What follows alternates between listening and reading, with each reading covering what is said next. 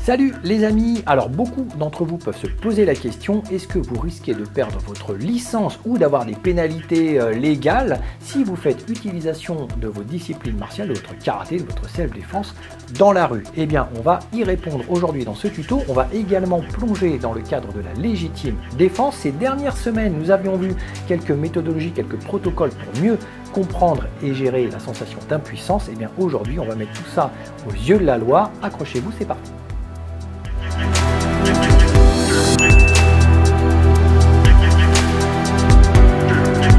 Bon les amis, les principes de légitime défense, c'est souvent un discours qui est sous-jacent à toutes les écoles de self-défense.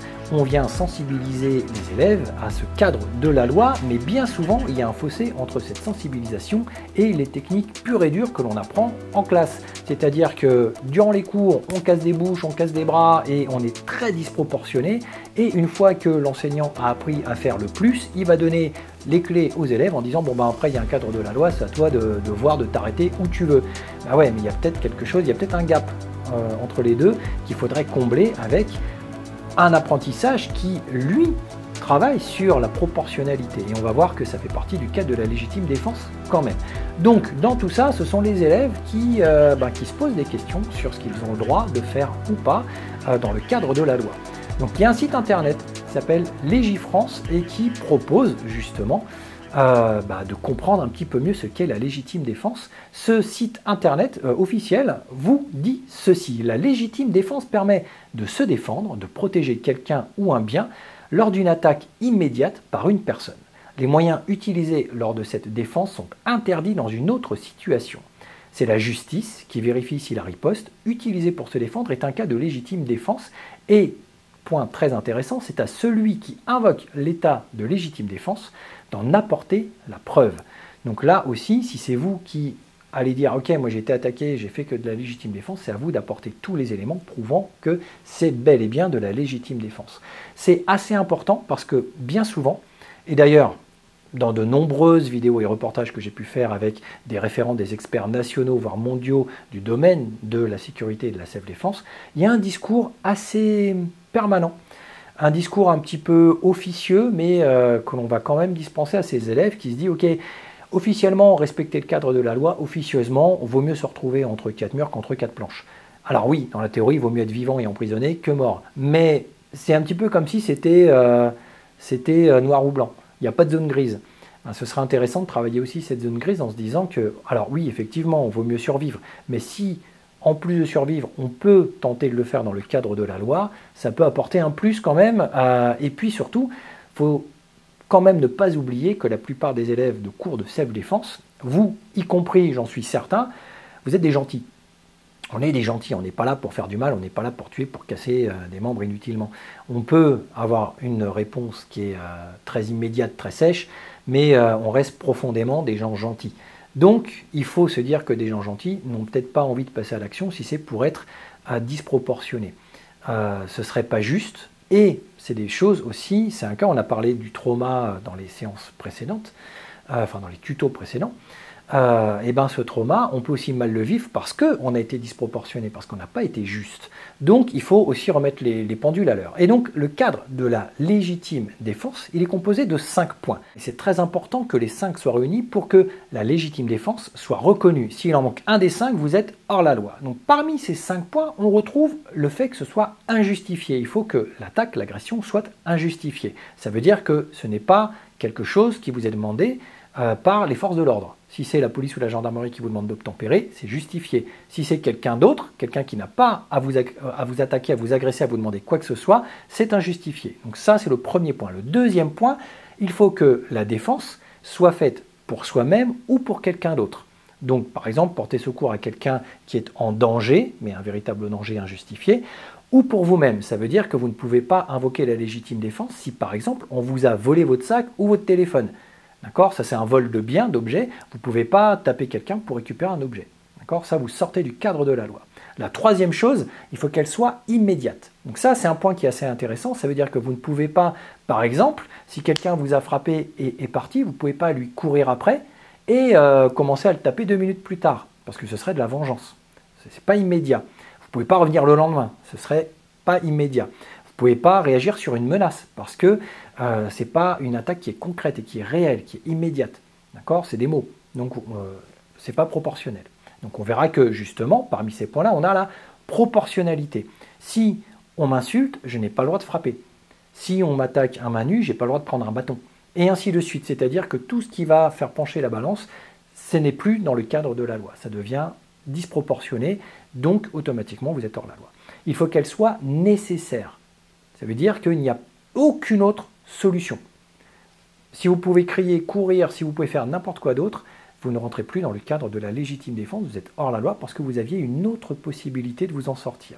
Donc quelque part, il faut que ce soit le dernier recours, il faut que ce soit donc proportionnel, il faut que ce soit immédiat, il faut que ce soit une défense faite pour soi ou pour quelqu'un d'autre, pas pour un objet, et il faut que ce soit une attaque injustifiée. Ce sont les 5 paramètres indispensables pour faire valider la légitime défense. Donc, vous pouvez, on verra la semaine prochaine, que vous pouvez avoir peut-être des objets sur vous, un koga, une bombe de lacrymo, ce genre de choses, et on verra qu'il y a des objets que vous n'avez absolument pas le droit d'avoir, et pas le droit d'utiliser, justement. Si vous commencez à vous défendre avec une bombe de lacrymogène, sachez que vous pouvez sortir du cadre de la loi, tout simplement, parce que c'est interdit. Sauf dans certains cas très précis. Mais si vous vous faites attaquer dans la rue, déjà dans la rue, vous n'avez pas le droit de transporter et d'avoir certains types de défense comme des bombes de lacrymogène. Donc ça, on le verra surtout la semaine prochaine dans un petit tuto consacré aux armes et aux objets de défense.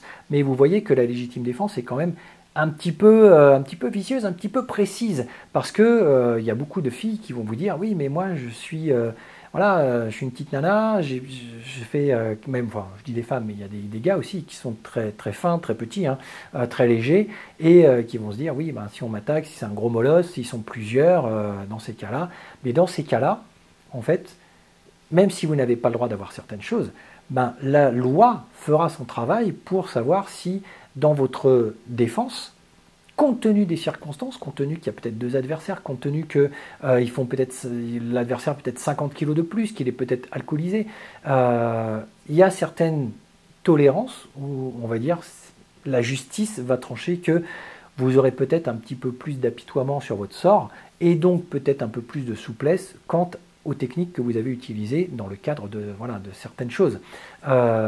Souvent, quand vous avez un contrôle de police et que vous avez des armes dans votre sac, on le verra justement dans le tuto prochain, la plupart du temps elles sont confisquées, mais c'est vrai qu'il y a cette tolérance, d'accord, qui fait que les forces de l'ordre parfois laissent dans le sac à main la petite bombe lacrymo d'une nana qui prend les transports en commun. Parce qu'ils savent que c'est plus difficile, si elle se fait agresser, elle a beaucoup moins de chance. Donc je l'ai déjà vu faire. Et on me l'a déjà rapporté un très grand nombre de fois que cette tolérance peut jouer en votre faveur. Mais c'est une tolérance, ce n'est pas la loi. Ça veut dire que l'instant T, si vous êtes au tribunal, si la personne que vous avez blessée est handicapée, ne peut plus travailler et a décidé de se retourner contre vous et que c'était filmé ou que les forces de l'ordre sont intervenues et que vous avez fini au poste, avec peut-être une déclaration de ce qui s'est passé, vos coordonnées sont de toute façon désormais au sein de la police. Si la personne décide de porter plainte, on va vous retrouver facilement et c'est vous qui pouvez passer au tribunal pour justement l'agresseur. Donc la légitime défense est quand même très carrée à ce niveau-là. Donc même s'il y a une certaine tolérance, il y a des choses qui sortent bêtement du cadre de la loi. Et justement, j'en viens à ce que je vous disais dans cette petite intro. Est-ce que si vous utilisez votre karaté dans la rue, ça pose problème? Est-ce que si vous êtes professeur ou est-ce que vous êtes ceinture noire, par exemple, ça pose problème aux yeux de la loi d'utiliser ce que vous savez faire? Eh bien, le même site internet Légifrance a un article, l'article 121.3, qui répond simplement à cette question. Je vous montre l'article en question. Donc c'est l'article du Code pénal. Il y a délit lorsqu'il est établi que l'auteur des faits n'a pas accompli les diligences normales compte tenu de la nature de ses fonctions, de ses compétences, ainsi que du pouvoir et des moyens dont il disposait. Ça, c'est écrit noir sur blanc. Et justement, il y a 2 petits paramètres dans cette phrase-là qui sont hyper importants. C'est la nature de ses fonctions et de ses compétences. Ça veut dire que vous pouvez être professeur, vous pouvez avoir une fonction de professeur, peut-être même une fonction fédérale, vous pouvez avoir des compétences, un niveau de grade plusieurs années de pratique. Et justement, si vous ne faites pas utilisation normale, on va dire, de l'acte de défense, par rapport à votre niveau. C'est-à-dire que soudainement, si vous commencez à utiliser votre fonction de professeur, vos compétences en arts martiaux, eh bien, vous pouvez petit à petit sortir du cadre de la loi. Parce que désormais, vous êtes conscient et compétent de certaines choses et vous allez, par exemple, on parlait de l'aspect proportionnel, de l'aspect immédiat, pour pas que ce soit une vengeance. Vous êtes, dans le cadre des arts martiaux, un professeur, on vous attaque. On peut très bien, s'il y a une vidéo, revenir sur la vidéo, par exemple, d'une gare dans laquelle vous seriez fait agresser, et puis décortiquer que oui, alors l'agresseur vous a frappé. Et vous avez bloqué, et vous avez contre-attaqué. Donc, vous allez vous dire, oui, ben, c'est proportionnel, coup de poing pour coup de poing, et puis il m'a attaqué et j'ai contre-attaqué. On peut vous dire, bah oui, mais dans le cadre de vos compétences et de vos fonctions, vous savez très très bien esquiver, et donc, puisqu'il y a eu esquive et blocage, il n'y a plus de menace, il n'y a plus d'attaque, puisque vous l'avez esquivé. Et donc, il n'y a plus de menace, et vous avez décidé d'attaquer à votre tour. Ça veut dire que ça devient une vengeance. Donc, puisque vous avez des capacités, on peut jouer ensuite sur le fait que vous savez très bien faire, et que justement, vous auriez dû, avec vos capacités, maîtriser la personne, de façon à ce que ça reste proportionnel, on va dire, à ce qu'elle, par exemple, ne subisse pas des dégâts. Si vous bloquez, blam, vous mettez KO et que la personne elle a des séquelles et qu'elle vous attaque, derrière, bah, vous pourriez totalement être responsable. Donc, ce petit article-là, 121.3, il est justement très intéressant parce qu'il montre que, justement, lorsque le délit est établi et que l'auteur, donc vous n'avez pas accompli les diligences normales compte tenu de vos fonctions et de vos compétences, ben, normal en fonction de mes compétences d'instructeur de self-défense ou de ceinture noire de karaté, c'est peut-être justement savoir être proportionnel, savoir contrôler pour pouvoir faire uniquement ce qu'il faut dans le cadre de la proportionnalité. Et pas juste défoncer l'autre en disant bah ouais c'est de la légitime défense. Ben là pour le coup, on peut commencer à venir farfouiller dans votre historique à vous personnel pour savoir si vous étiez compétent pour faire autrement.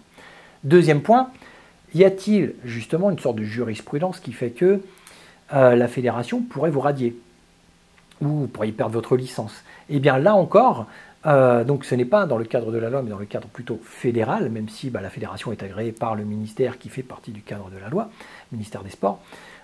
Ici, il n'y a rien d'indiqué dans le règlement fédéral que si vous faites action de votre karaté ou de vos disciplines, vous pourriez vous faire radier. Par contre, il y a quand même des choses qui se sont passées par le passé, justement, dans le temps. Alors souvent sur le fait d'instants où une compétition a été filmée, retransmise, et puis quelqu'un a eu un très mauvais comportement, quelqu'un qui s'est attaqué à un juge ou un arbitre. On l'a ça dans le karaté des années 70, des personnes qui avaient très mal réagi sur des instants T, qui sont arrivés, qui se sont battus.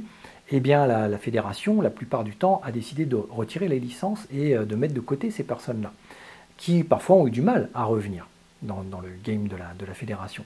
Donc la fédération peut se réserver le droit d'ôter la licence à une personne qui, on va dire, donnerait une mauvaise image et de la fédération et de l'aspect moral et de l'éthique lié à la discipline martiale qu'elle représente. Donc ça, c'est aussi quelque chose de très concret. Et d'ailleurs, tiens, je l'ai juste ici, je vous montre. Il se trouve que j'ai reçu il n'y a pas très très longtemps mon premier dan de Iaido. Alors je vais essayer de vous le montrer. Ici, je vais le zoomer un petit peu. Je ne sais pas si on va bien le lire. Voilà, il y a une petite phrase juste là, tout en bas. Eh bien, alors je vais vous la lire parce qu'elle était vraiment écrite en tout petit. C'est marqué que donc j'accepte le dan qui m'est décerné et m'engage à donc respecter les valeurs morales de notre discipline. Ça, c'est la première phrase. Voyez. Donc, il y a quand même un engagement qui n'est pas anodin et que les fédérations peuvent justement articuler autour de votre comportement. Parce que cet engagement-là, quand vous recevez un grade, quand vous recevez un titre, il est présent. Et si vous faites preuve de mauvaise utilisation de votre discipline, par exemple si c'est vous l'agresseur, alors là c'est encore pire. si vous passez pour l'agresseur avec des techniques martiales, vous pouvez effectivement vous faire retirer votre licence. Mais ça passe en commission. Et il y a certaines commissions fédérales qui peuvent aller jusqu'à la radiation. Donc ça reste encore des cas très particuliers, mais il n'y a rien, en tout cas de concret, il n'y a rien d'écrit dans les règlements. Donc pour l'instant, il joue sur le principe que nul n'est censé ignorer la loi. C'est le cadre légal qui va primer de toute façon. Et pareil, une arme, quelle qu'elle soit, il n'y a pas besoin que ce soit des bombes de lacrymo, ce genre de choses pour sortir du cadre de la légitime défense. Vous auriez un parapluie, si ça devient une arme par destination, si vous vous en servez pour taper l'autre, ça devient une arme. Donc si lui était un main nue, vous sortez du cadre de la vie. Il y a beaucoup de choses qui font que on n'a pas besoin de se limiter aux arts martiaux. Il y a aussi la vie quotidienne, les objets que vous pouvez avoir sur vous. Une sangle de sac pour étrangler quelqu'un, c'est évidemment, ça paraît logique, mais c'est évidemment hors cadre de la loi. Voilà, donc aujourd'hui, on a tracé un petit peu le cadre légal sur l'utilisation et sur à la fois l'agression, et en même temps le cadre fédéral sur, oui, qu'est-ce que je risque si j'ai déjà des compétences. Donc vous voyez, la loi est quand même assez précise sur certains points. J'espère que, en tout cas, ça vous aidera quelques informations. La semaine prochaine, on part dans l'univers des armes, et oui, moi qui vais souvent au dojo avec mon katana et voir souvent le shinken pour faire de la coupe, est-ce que j'ai le droit de le porter, de le transporter, de l'utiliser? Est-ce que j'ai le droit en self-défense d'avoir un koga, d'avoir une alarme, d'avoir une bombe lacrymo, même si c'est un gel, de quelle quantité, de quelle taille? Tout ça, on voit ça ensemble la semaine prochaine, ça pourra vous donner aussi quelques petites informations. Allez, d'ici là, portez-vous bien, ciao.